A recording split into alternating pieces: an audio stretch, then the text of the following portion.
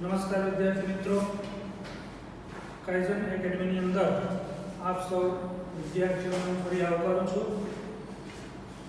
આગળના ગુજરાતી વિડીયોની અંદર આપણે સૌથી મહત્વનો ટોપિક જોડણી વિશે ચર્ચા કરી હતી. એવો જ એક ટોપિક આજે ચર્ચા કરવા જઈ રહ્યા છે. એ છે ભાષા શુદ્ધિ અને લેખન રૂઢિ. ઘણા વિદ્યાર્થી મિત્રો વિચારશે કે ભાષા શુદ્ધિ અને લેખન રૂઢિ એવું કંઈ આવતું જ નથી. નહીં, ઉચ્ચતર માધ્યમિકમાં તમારા ગ્રામરની અંદર પ્રશ્ન પૂછાય છે, વાક્ય સુધારીને લખો, અથવા ભાષાની દ્રષ્ટિએ વાક્ય સુધારો, લેખન રૂઢિ સુધારો. તો બરાબર આ પ્રશ્ન આવે ત્યારે ધ્યાન આપજો. એ લેખન રૂઢિ અને ભાષા સુધીના નિયમો પરથી એ વાક્ય મૂકવામાં આવે છે. 11માની અંદર પણ ભાષા સુધીનો વાક્ય આવે છે. ધોરણ 12ની અંદર પણ વાર્ષિક પેપર હોય 100 માર્ક્સનું, એની અંદર પ્રશ્ન 34-35 એ ભાષા શુદ્ધિ અને લેખન રૂઢિના આવે છે. તો પ્રત્યય સુધારણા આવે છે. પ્રત્યય પછી સંયોજક, સાદા વાક્ય, સંયુક્ત વાક્ય, એમ કરતા કરતા ભાષા સુધીનું વાક્ય પૂછાય છે. તો એ સહજ રીતે તૈયાર કરવાનું છે. તમે વાંચીને તૈયાર કરશો એ તૈયાર કરી શકશો નહીં, ભૂલી જશો, ક્યાં ભૂલ છે શોધી શકશો નહીં. તો સૌથી પહેલા એ મહત્વનું છે કે ભાઈ ભાષા શુદ્ધિ કોને કહેવાય, લેખન રૂઢિ કોને કહેવાય. આ મગજની અંદર ક્લિયર હશે તો તમે એ શબ્દોને જોઈને સમજી શકશો. એ સિવાય જેમ જોડણી આખા પેપરની અંદર તમને નુકસાન કરે છે, એવી જ રીતે ભાષા શુદ્ધિ અને લેખન રૂઢિ પણ પહેલેથી છેલ્લે સુધી પેપરમાં જોવાય છે. પેપર ચેકર એની ભૂલો પણ દર્શાવે છે, એના માર્ક્સ પણ કપાય છે. એટલે ફક્ત ગ્રામર વિભાગમાં જ 1-2 માર્ક્સનું પૂછાય છે એના માટે તૈયારી જરૂરી નથી. પણ લેખન રૂઢિ અને ભાષા શુદ્ધિ તમારા આખા પેપરની અંદર બહુ કાળજીપૂર્વક ધ્યાનમાં લેવાની છે, નહીં તો એનું નુકસાન વધી જાય છે. એટલે આપણી તૈયારી તો પૂરી હોય છતાં પણ માર્ક્સ ન આવે તો એમાં એક કારણ લેખન રૂઢિ અને ભાષા શુદ્ધિ હોય છે. તમને ખ્યાલ પણ નહીં હોય કે આને તૈયાર કેમ કરવું, એટલે વાંચીને તૈયાર કર્યા કરો છો. ગોખી લીધું છે, મારે તૈયાર છે, પણ ક્યાંથી વાક્ય આવે છે એ ખ્યાલ નથી રહેતો. તો આજે એ લેખન રૂઢિ અને ભાષા શુદ્ધિ છે એને બરાબર સમજી લેવું છે. અહીંયાથી જો જે નિયમો છે એ નિયમોને મગજને આપી દેજો. એ આપી દેશો એટલે તમારે વાક્ય વાંચ્યા વગર ગમે ત્યાંથી પૂછાય તમે એની ભૂલ તરત શોધી શકશો કે નહીં, આ જગ્યા પર આ ભૂલ છે. તો સૌથી પહેલા લેખન રૂઢિ અને ભાષા શુદ્ધિ. જો હવે આપણે જોડણીના નિયમો શીખી ગયા એટલે અહીંયા જે શબ્દો લખાય એની અંદર તમારે જોડણી છે એને વિચારતી જવાનું, એટલે દ્રઢ થઈ જાય, બરાબર તૈયાર થઈ જાય, વાંચી ગોખવું પડશે નહીં. સૌથી પહેલું આપણે લેખન રૂઢિ. તમને તો એવો જ સૂચના હોય છે કે વાક્યને સુધારીને લખો. તો એ જે સુધારા કરવાના છે ક્યાંથી છે, જોડણીના છે અથવા તો બે વસ્તુના છે. તો સૌથી પહેલા લેખન રૂઢિ કોને કહેવાય એ સમજાય. દરેક ભાષા છે એને પોતાની અલગ લિપિ છે. ઘણી વખત એવું પૂછવામાં આવે કે લિપિ એટલે શું, તો વિદ્યાર્થીઓમાંથી એવો જવાબ મળે લિપિ એટલે ભાષા. નહીં, દરેક ભાષાની એક લેખન પદ્ધતિ છે, લેખન સ્વરૂપ છે, એને લિપિ કહેવામાં આવે છે. તમે જોશો તો ભાઈ ગુજરાતીની અંદર ક કઈ રીતે લખાય છે, અને હિન્દીનો ક કઈ રીતે લખાય છે, સંસ્કૃતની અંદર મૂળાક્ષરો કેવી રીતે લખાય છે, અન્ય ભાષા છે ઉર્દુ ભાષા લ્યો તો આપણે વાંચી જ નથી શકતા, કારણ કે એની લેખન રૂઢિ અલગ પ્રકારની છે, લિપિ અલગ પ્રકારની છે. કંઈક પડાવ પાર કરીને ભાષા છે એ અહીંયા પહોંચી હોય તો આપણે ગુજરાતી ભાષા જ લઈ લો તો ભાઈ ખરોષ્ઠી લિપિ છે, બ્રાહ્મી લિપિ છે, પછી મધ્યકાળની અંદર આપણી ભાષા છે મિક્સ થઈ અન્ય ભાષા આપણી સાથે ભળી ગઈ એટલે આપણું જે લેખન સ્વરૂપ છે બગડ્યું, અપભ્રંશ થઈ. એટલે એ સમયને અપભ્રંશ લિપિ એવું નામ આપવામાં આવ્યું. પછી સુધારો કર્યો તો નાગરી લિપિને હાલ દેવનાગરી લિપિમાં આપણી ભાષા લખાય છે. તો એ દેવનાગરી લિપિમાં લખાય છે એની રૂઢિ કઈ પ્રકારની છે? દરેક ભાષાની પોતાની લેખન રૂઢિ હોય, લખવાની એક પદ્ધતિ હોય, એને આપણે લેખન રૂઢિ કહીએ છીએ. નહીં તો ઘણી વખત તમને જવાબ મળશે કોઈ બુકની અંદર કે પેમ્પલેટ્સની અંદર છે તમે વાંચશો તો એની વ્યાખ્યા બહુ લાંબી સમજાવેલી હશે, એક પેજ ભરેલો કે રૂઢિગત રીતે લખાતી ભાષાની રીતને લેખન રૂઢિ કહેવાય. નહીં, આપણે એટલું જ યાદ રાખવાનું છે કે મારી ગુજરાતી ભાષા છે એની લખવાની રૂઢિ છે, એમાં ઘણા બધા નિયમો છે. કઈ તરફથી કઈ તરફ લખવું, કયા અક્ષરો કયા શબ્દો છૂટા લખવા, કયા અક્ષરો સાથે લખવા કે શબ્દો સાથે લખવા, આવા ઘણા બધા નિયમો છે. એ લેખન રૂઢિની અંદર આવે છે. એ લેખન રૂઢિ છે એ ફક્ત આપણી ભાષા છે એની રૂઢિ બદલે છે, શબ્દ બદલી અર્થ બદલી શકે. અશુદ્ધિની ભૂલો છે અલગ પ્રકારની છે કે ભાષા અશુદ્ધ ક્યારે થાય એના નિયમો અલગ છે, એ આપણે અલગથી જોશું.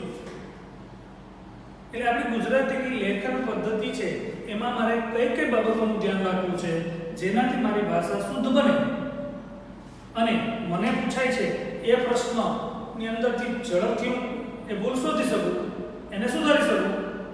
તો નિયમો જાણવા જરૂરી છે. વાંચીને તૈયાર કરશો તમને ખ્યાલ જ નહીં આવે કે આનું કારણ શું છે. સૌથી પહેલું એના નિયમો છે એમાં લેખન રૂઢિ લેતા છે. જો આ લેખન રૂઢિ છે એમાં 3 પ્રકારની ભૂલો હોય. એક, તમારી આંખ એ ભૂલો શોધી શકશે એટલે જોઈને સુધારવાની ભૂલ.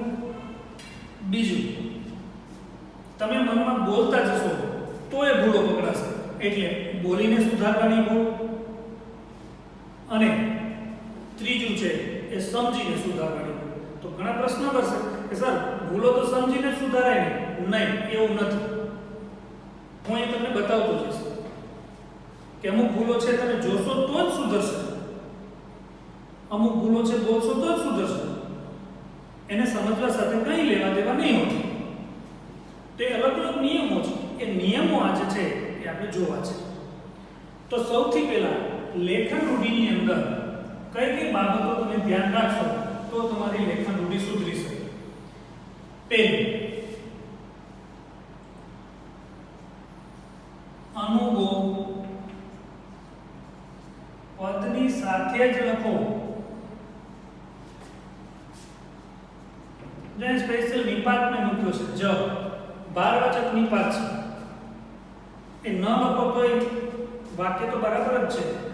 અનુગો પદની સાથે લખો, સાથે જ લખો, ફરજિયાત છે. હવે પ્રશ્ન એવો થાય અનુગ એટલે શું? તો એ પણ વ્યાકરણનો એક ટોપિક છે, પ્રત્યય. એ પ્રત્યયના ટોપિકમાં આપણે જોઈ લેશું. પણ એ પ્રત્યય 2 પ્રકારના છે. એક શબ્દની આગળ લાગે છે, શબ્દની પાછળ લાગે છે, એટલે પૂર્વ પ્રત્યય અને પર પ્રત્યય. દાખલા તરીકે તમને એક ઉદાહરણ આપું. અફળ શબ્દ છે તો અહીં જો આ ને તમે દૂર કરી શકો છો તો ફળ શબ્દ વધશે, તો પણ અર્થ નીકળે છે. અહીંયા અ તમે લગાવ્યો છે, અફળ, અર્થ બદલી જશે. તો આ મૂળ પદ છે, મૂળ પદની પહેલા લાગેલો પ્રત્યય છે એને પૂર્વ એટલે પહેલા પૂર્વ પ્રત્યય કહેવાય. અને ફળનું, ફળના, ફળમાં આવો તમે પાછળ પ્રત્યય લગાવો છો તો પણ અર્થ વિશેષ થાય છે. એટલે આ જે પ્રત્યય છે એ પાછળ લાગેલો છે જેને પર પ્રત્યય કહેવાય છે. હવે પર પ્રત્યય છે એના પાછળ બે પ્રકાર, એક છે અનુ અને બીજું નામયોગી. આની તૈયારી તમારે કરવી પડશે કારણ કે બે માર્ક્સ પૂછાય છે. તો એ અમુક છે અને નામયોગી છે. આ પ્રકાર છે પર પ્રત્યયના, એટલે પાછળ લાગતા પ્રત્યય છે. એટલે ખ્યાલ આવી ગયો કે અહીંયા અમુક છે એનો મતલબ એ થયો કે આખો શબ્દ ન હોય, અક્ષર હોય કે શબ્દાંશ હોય, અને એ શબ્દની પાછળ લાગતો હશે. તો બે પાછળ લાગે છે એમાં ફરક શું છે? તો આજે પદની સાથે લગાય છે એટલે ક્લિયર થયું. આનાથી અલગ હોઈ શકે. દાખલા તરીકે અહીંયા ઉદાહરણ લઈએ, બેગ માં શાળામાંથી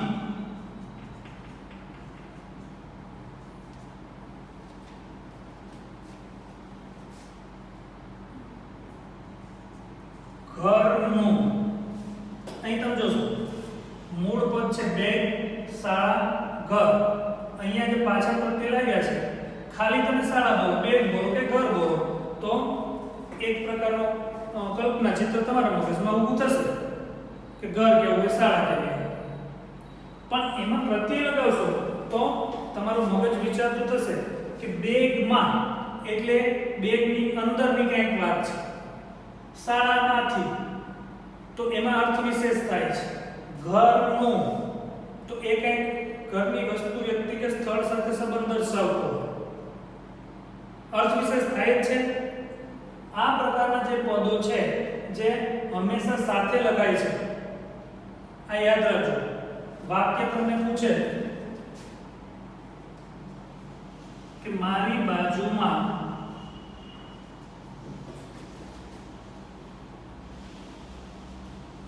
બેગ પડી છે, આ વાક્ય રચના છે.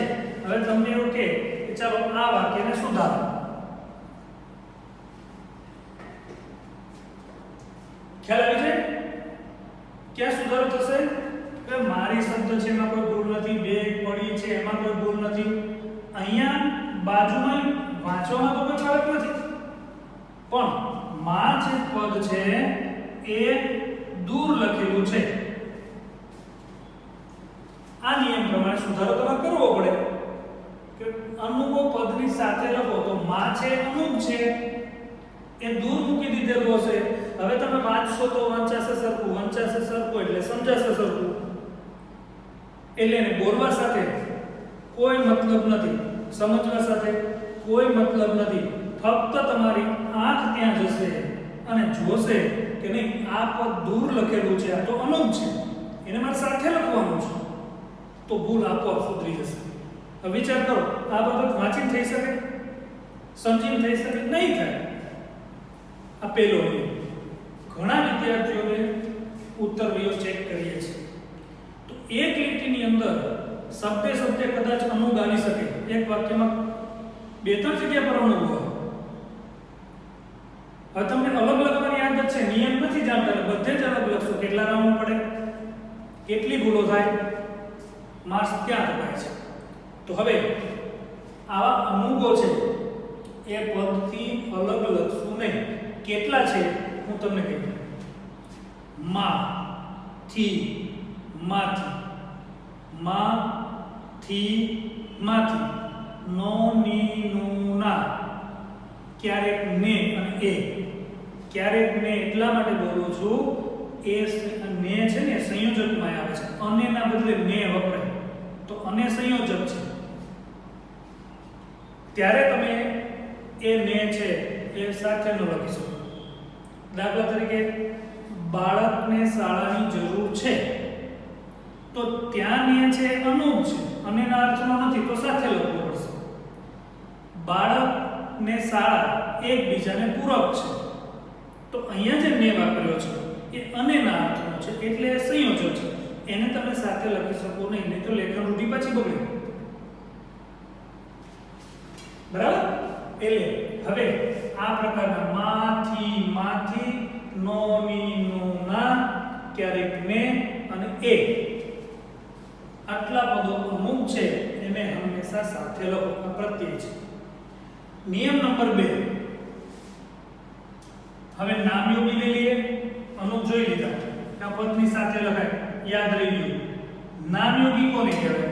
તો એ પદ પ્રત્યય છે પાછળ લાગે શબ્દની, પણ એમાં તફાવત એ છે નામયોગી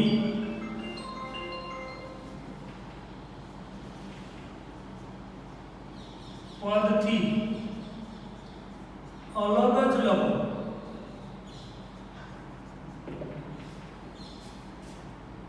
છે ફરક? આ સાથે લખવાનું છે, આ અલગ લખવાનું છે. આવા ઘણા બધા છે નામયોગી છે. દાખલા તરીકે પાસે, દૂર, નજીક, બહાર, આવા ઘણા શબ્દો છે જે તમે દૂર લખેલા હશે, તમને સાથે આપી દે તો તમારે સુધારો કરવાનો છે. દાખલા તરીકે અહીંયા દઈએ મારી પાસે એક બેગ છે. હવે તમે જોશો તો અહીંયા મારી પાસે આવું તમને લખેલું છે એ જોવા મળશે.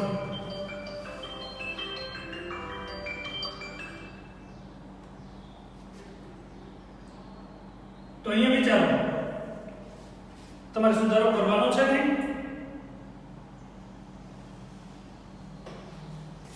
તો તમને હવે ચોક્કસ ખ્યાલ આવશે. હા, વાત કરી એ પ્રમાણે આ તો અનુ નથી તો સાથે લખી શકાય નહીં, એટલે તમારે એને દૂર લખવું પડે કે મારી પાસે એક બેગ છે.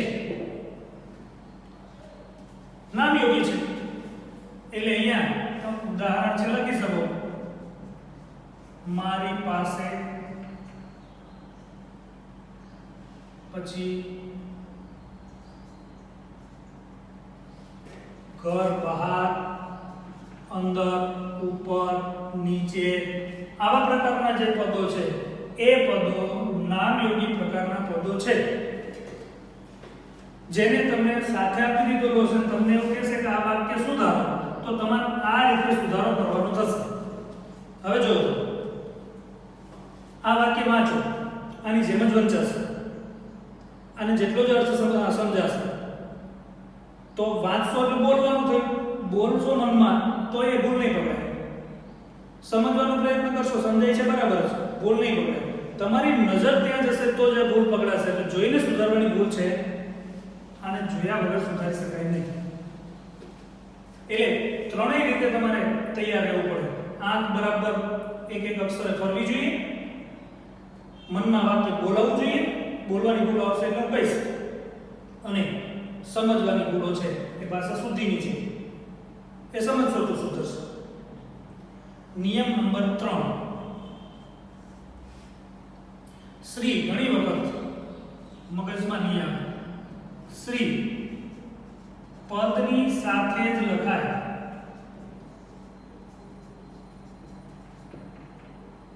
હવે આ છે નાની વસ્તુ છે પણ આપણે નુકસાન તો કરે છે. જેમ કોરોના છે એ સૂક્ષ્મ છે, દેખાતો નથી, પણ 6 ફૂટના શરીરને પાળી શકે છે, આપણને હરાવી શકે છે. તો નાની નાની બાબતો છે. પહેલા સમય જેમ કાળજીપૂર્વક ધ્યાનથી રહેવાનું છે, અહીંયા ભાષા માટે ધ્યાનથી રહેવાનું છે, નહીં તો ભાષાને પડી જશે. આ પદ આગળ આવે કે પાછળ આવે? દાખલા તરીકે તમારે લખવું છે શ્રી રામ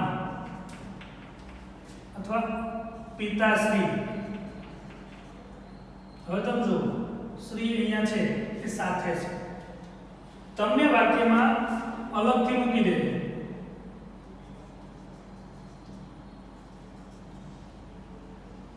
પિતાશ્રીને પ્રણામ. હવે તમે જોશો આવું મૂકી દે, તમને કે તમે સુધારો, તો જોઈને સુધરશે? કે પિતાશ્રી સાથે આવશે. ને શું કરશો? અને ના અર્થનો નથી એટલે અનુપ થયો. નિયમ નંબર 1. તો એને પણ તમારે સાથે લખવાનું છે. તો હવે આ વાક્ય તમારું શુદ્ધ છે. આ ભાષા શુદ્ધિ આ રીતે તમારે શુદ્ધ કરવાનું છે. એટલે તમે જો કોઈ આમંત્રણ પત્રિકા હોય, લગ્ન કંકોત્રી હોય અથવા કોઈ મંદિર પર જોશો તો લખ્યું હોય શ્રી રામ, ત્યાં શ્રી અને રામ અલગ લખેલું હોય તો ત્યાં આપણે કોઈ ભાષાની ભૂલ નીકળવાની નથી કે ચાલો ત્યાં છે સર રામ મારે નડતો માસ રામનો ગયો, એવું થવાનું નથી. પણ જ્યારે ગુજરાતીમાં એનો ઉપયોગ કરો છો ત્યારે સ્પષ્ટપણે તમારે આ પદ સાથે લખવું પડે. આ નિયમ છે. નંબર 4, અમુક શબ્દોમાં ય છે એ અલગ લખેલો છે.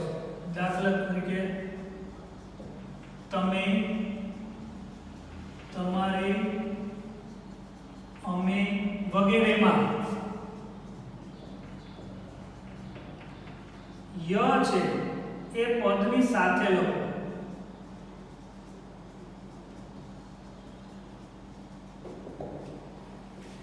નહીં તો અહીંયા પણ તમને ભૂલ દેખાશે નહીં. આ જોઈને સુધારવાની ભૂલ છે.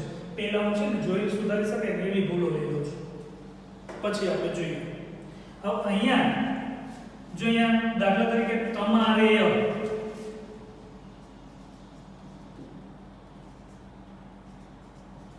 સમજવું જોઈએ આ વાક્ય મૂક્યું છે. તમને એવું કે વાક્ય સુધારીને લખો, તમને ક્યાંય ભૂલ દેખાશે જ નહીં. શું કામ? તમારે શબ્દ છે એ તો સ્વતંત્ર વપરાતો શબ્દ છે એટલે આપણે એવું વિચારશું કે નહીં આમાં તો બીજી કોઈ ભૂલ જ નથી, ભૂલથી ખોટું વાક્ય મૂકી દીધું છે. એવું નથી. અહીંયા તમારે ય છે ને ધ્યાનમાં લેવાનું છે. કારણ કે હવે આપણે નિયમો જાણીએ છીએ, ચર્ચા થઈ એટલે તમને તરત ધ્યાનમાં આવશે હા આ તો વાત થઈ કે ય છે પદની સાથે લખાય અલગ લખેલો છે તો અહીંયા સુધારો કરી અને તમારે ય છે સાથે કરવું પડે તો વાક્ય છે એ શુદ્ધ થઈ જાય. નાની નાની બાબત પણ કાળજી તો લેવી જ પડશે. પછી એક નિયમ એવો છે કે જેની અંદર તમારે પદ છે સાથે રાખવાના છે. તો એક કયો છે? તો પણ અને જો કે સાથે લખો.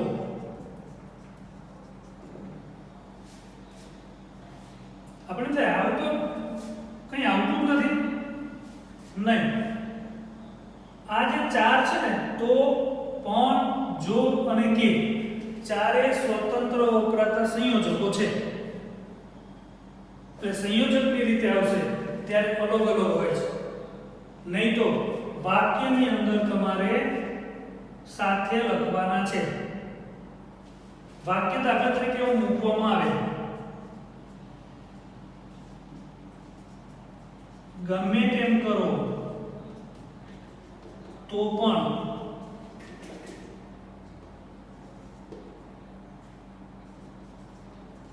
હું સુધરીશ નહીં. હવે જો તમને ક્યાંય ભૂલ દેખાશે નહીં, તમને એવું લાગશે ભૂલ છે પણ અહીંયા તમારે જોવું પડશે આ તો પણ સંયોજન તરીકે નથી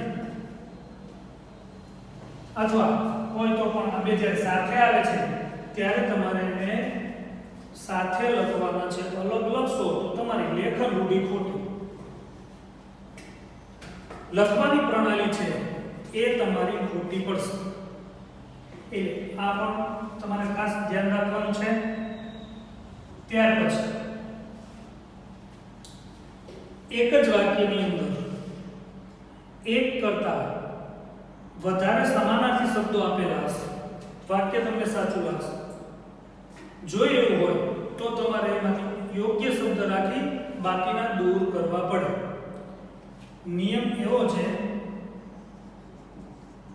એક જ વાક્યમાં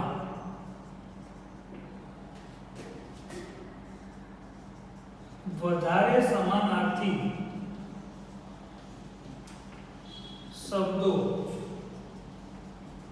આપેલા હોય તો તો તેમાંથી યોગ્ય શબ્દ રાખી બાકીના દૂર કરો. આ એક સિમ્પલ નિયમ છે. એક ઉદાહરણથી આપણે જોઈએ. મેં મંદિરને ફરતે ફરીને પ્રદક્ષિણા કરી. હવે ઝડપથી વાંચી જશો તમને ખબર જ નહીં પડે કે મેં મંદિરને ફરતે ફરીને પ્રદક્ષિણા કરી એટલે તો બરાબર જ લાગે છે. હવે વિચાર કરો, ઉપરના નિયમો પ્રમાણેની કોઈ ભૂલ અમે દેખાતી નથી. તો વિચારો કે આમાં એવું શું છે કે જે વધારાનું છે, લેખન રૂઢિ બગાડે છે? તો અહીંયા ફરતે ફરવું અને પ્રદક્ષિણા બે શબ્દ તમે જોશો તો બે કેવા છે? સમાન અર્થના છે. તો સમાન અર્થના શબ્દ છે એ અલ્પવિરામ વગર વચ્ચે રાખેલા છે એ તો લેખન રૂઢિ બગાડે છે. તેમાંથી એક તમારે રાખવાનો છે આકર્ષક હોય, ભાષાને અલંકૃત બનાવે, બોલવું ગમે, સામેવાળાને સાંભળવું ગમે એ પ્રકારનો શબ્દ રાખવો, બાકીના દૂર કરી દો. તો કયો દૂર થાય? આને દૂર કરવો પડે. તો અહીંયા શું થશે? મેં મંદિરની પ્રદક્ષિણા કરી. અહીંયા ની કરવો પડે કારણ કે પ્રદક્ષિણા છે સ્ત્રીલિંગ છે એટલે આગળનો પ્રત્યય ઈકારાંત બને, સ્ત્રીલિંગ થાય. તો આ પ્રકારે આ નિયમ પણ તમારે બરાબર યાદ રાખવો પડશે. ત્યાર પછી સાતમી બાબત જોઈએ. જો ઉપરથી જે હું તમને કહું છું ને એ બરાબર યાદ કરતા રહેજો એટલે તમારી જે ભૂલો થતી હશે ને એ મોટા ભાગે આમાંથી હશે. પછી અંકને શબ્દમાં લખો. આ બહુ નાનો અમથો નિયમ છે. ઘણી વખત તમારી ભૂલ શોધવા માટે, તમારી પરીક્ષા કરવા માટે વાક્યની અંદર અંક મૂકી દે તો એ પણ તમારે ધ્યાન રાખવાનું છે. દાખલા તરીકે અહીંયા અંક મૂકીએ 5 નાથે દ્રૌપદી અનાથ છે. હવે તમે જોઈ શકો છો કે 5 પતિ છે છતાં પણ પોતાની જાતને અનાથ જેવી ગણે છે. તો અહીંયા અંક આપેલો છે તો એ તમારી લેખન રૂઢિ ખોટી પડે છે. ત્યાં તમારે શું કરવું પડે? તો 5 શબ્દમાં લખવું પડે. 5 નાથે દ્રૌપદી અનાથ છે. હવે આ લેખન રૂઢિની દ્રષ્ટિએ આ વાક્ય સાચું છે. નાની અમથી ભૂલ છે. હવે તમે નજર કરશો ને તો જ ધ્યાનમાં આવશે, નહીં તો ધ્યાનમાં આવશે નહીં. 7 નિયમો આજે આપણે જોઈએ. યાદ રહી જાય વાત છે કે આને વારે વારે હોમવર્ક કરવું પડે, 5 વખત 10 વખત લખવા આપવા પડે તો જ તૈયાર થાય એવું તો નથી. આટલી વસ્તુ તો તમને પણ વિશ્વાસ આવી જશે, આત્મવિશ્વાસ વધી જશે. ઓહ, આટલી તો ખબર જ નહોતી. આ તો આસાનીથી તૈયાર થાય, મારી ભાષા શુદ્ધ થશે, મારા માર્ક્સ કમાતા બચી શકશે. તો વિદ્યાર્થી મિત્રો બહુ ધ્યાનથી જોઈ અને ભાષા લખતી વખતે આ લેખન રૂઢિને બરાબર ધ્યાન રાખજો એટલે માર્ક્સ કપાતા બચે એ જ આપણો મુખ્ય ધ્યેય હોવો જોઈએ. તો જ માર્ક્સ ઉપર આવશે. માર્ક્સ ક્યાંથી અપાય છે ને નહીં, ક્યાંથી કપાય છે એ રોકવાના છે. તો જ તમારા માર્ક્સ ગુજરાતીમાં વધારે આવશે. હાલ આ વિડીયો અહીંયા સુધી રાખીએ છીએ. પછીના વિડીયોની અંદર આગળ ભાષા સુધી અન્ય બાબતો છે એને આપણે જોશું. ખૂબ ખૂબ આભાર.